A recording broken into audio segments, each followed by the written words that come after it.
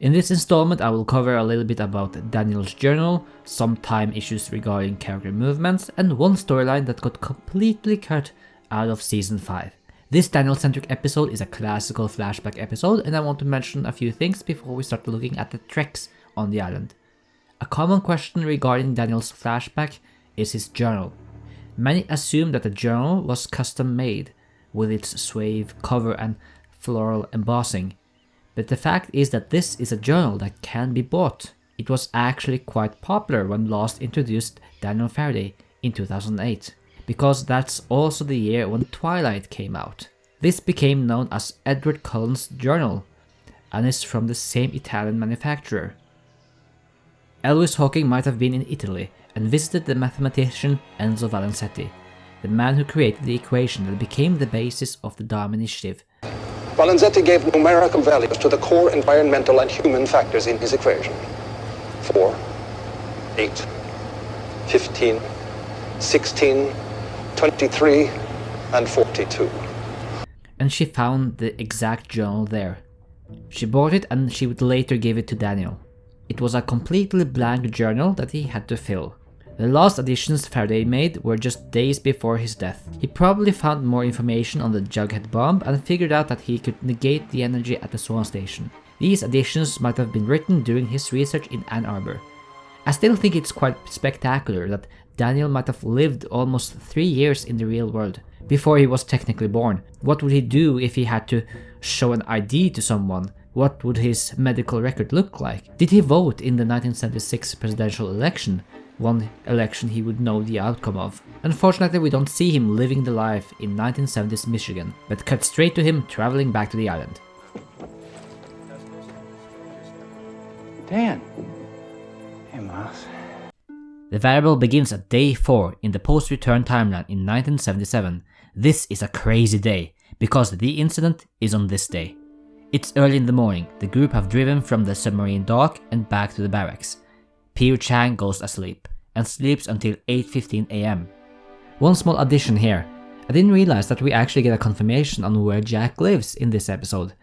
In the previous episodes we've seen him go in this direction, so we always knew that his house was over here someplace.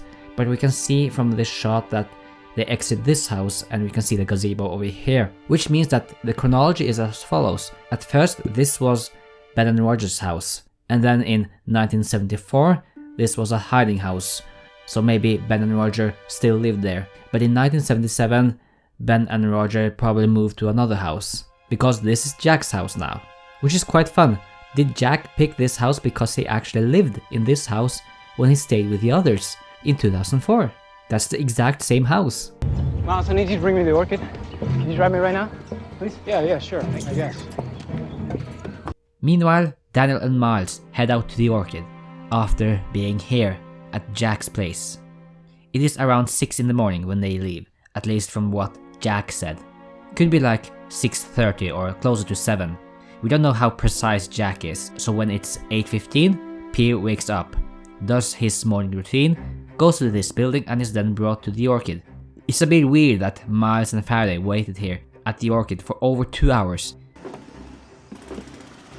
Are we waiting for something?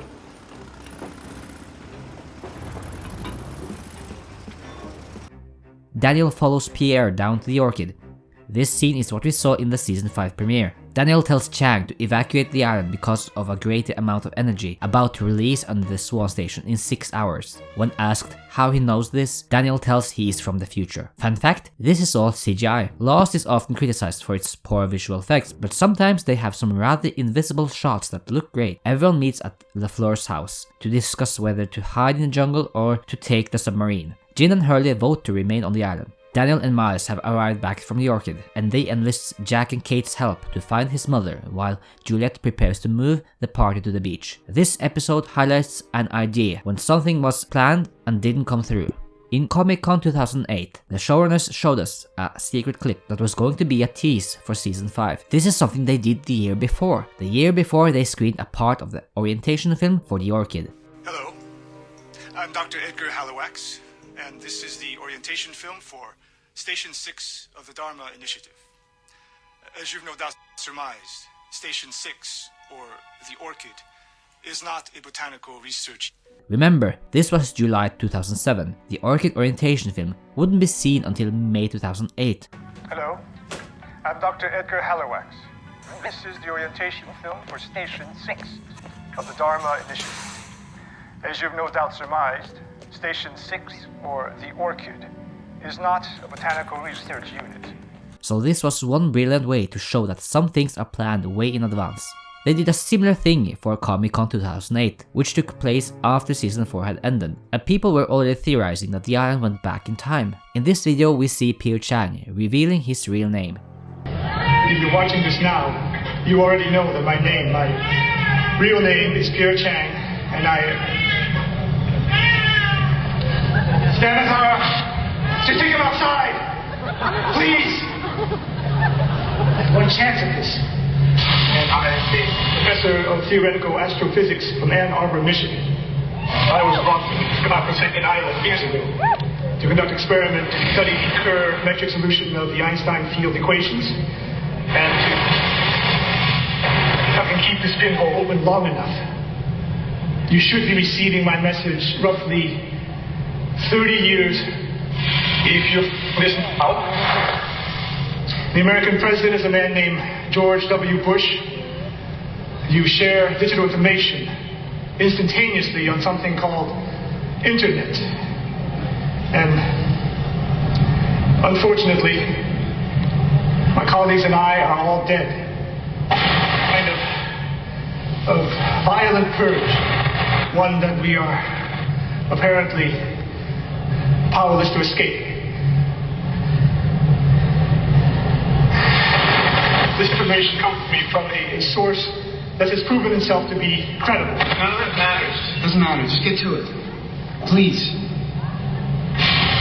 Regardless, if this transmission is successful, it's proof the work I've been doing here is valid. This place, it has extraordinary properties. I'm begging you, no matter what's happened, it's imperative that the Dharma Initiative be reconstituted. You have to continue the research, then you have to do it now. Time is not just of the essence, it is the essence. Perhaps you'll be able to find a way to save us, to change the past, and to... Please. You have to stop what's about to happen. You can't let us... This is useless. Alright? It's useless. You're never gonna see this, Pierre. How do I turn this off? What are you doing? How do you turn it off? No. In the May 11, 2009 podcast, the showrunner said this. Unless I'm mistaken, that's pretty clearly Daniel Faraday's voice videotaping Pierre Chang.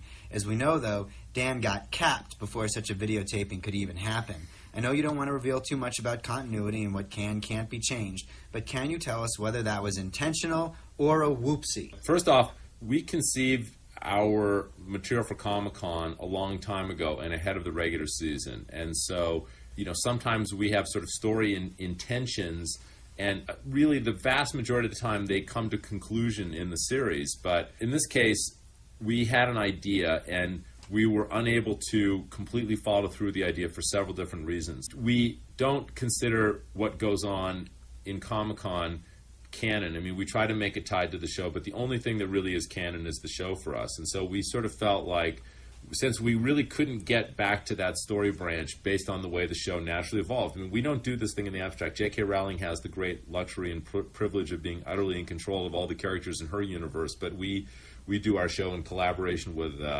400 other people, and for a variety of reasons which are way too detailed to go into, that story branch did not kind of fell off the tree, in other words. Right, and the fundamental idea was we knew that our characters were all going to end up in Dharma times. We knew that a certain branch of them, the Sawyer branch, was going to be living in Dharma times for 3 years before the Oceanic Six came back. So this idea was basically, instead of having Faraday go to Ann Arbor, which is actually what we ended up doing in the show, that he basically was trying to convince Pierre Chang for a certain period of time that he was from the future. We just rejiggered that because we lost all the storytelling that would have happened in the ARG that got essentially canceled. And then as the teaser of the season premiere, we basically we sold this idea that Faraday was going to be in Dharma times, but this was the new idea. The writers sometimes compared the seasons of Lost with the Harry Potter books, where all seasons are like their own books with their own stories, themes and characters, as well as definitive culminations and endings, but overall they serve a larger story and a larger antagonist to defeat. It's also an easy comparison to be made since the book series were such a phenomenon at the time, and this was in the middle of Lost's run, as well as the movies ending the year after Lost was over. But a writer like J.K. Rowling, who could pretty much write everything she wanted since the series was such a hit, wouldn't have the same problems as a TV show. Every single character could return in the final book. There were no budgetary restrictions on effect-laden sequences or a certain page limit that needed to be hit. It is important to note that for a TV show, there's a million different obstacles that exist behind the finished product. In pre-production, you need to plan stories and write them, but they can't add in 30 minutes more to an episode like a book can add in 30 more pages for a chapter. Things need to be cut out, and then it has to be inserted somewhere else. And they are also dependent on how it can be solved. Libby's story was something that existed in several scripts, but they were dependent on Cynthia Watros being available and wanting to return to the show to Hawaii. Actors need to be flown to an island in the Pacific. There's budget concerns, the network have demands, suddenly there's problems on the set. What do you do when two main cast members are dating and then they have a bad breakup? How do you solve that? Then there's the audience. What do you do if the audience dislikes something? What do you do when every season is losing viewers like Lost did? Those are all excellent questions and highlight how hard it is to make a TV show. I was a bit bummed out that we didn't get time for a scene with Pierre, Chang and Faraday. However, we did get to see the scene between Charlotte and Dan, so that was nice. The group go to the motor pool. Radzinski sees Daniel holding a gun and a firefight breaks out, resulting in Daniel being grazed by a neck, and Radzinski being shot in the arm. As the three get away in a Dharma jeep, Radzinski reports to the floor and finds Phil in the closet.